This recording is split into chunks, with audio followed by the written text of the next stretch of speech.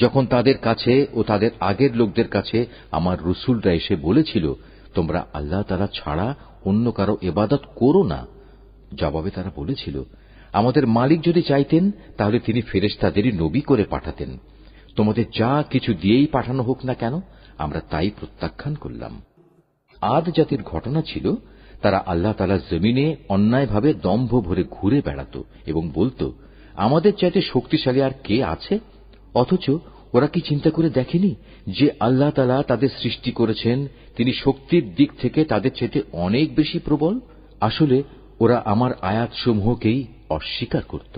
অতঃপর আমি কতিপয় অশুভ দিনে তাদের উপর এক প্রচণ্ড তুফান প্রেরণ করলাম, যেন আমি তাদের দুনিয়ার জীবনেই লাঞ্ছনাদায়ক একটি শাস্তির স্বাদ উপভোগ করিয়ে দিতে পারি। আর আখিরাতের আযাব তো আরো বেশি অপমানকর। তাদের তো কোন রকম সাহায্যও করা হবে না।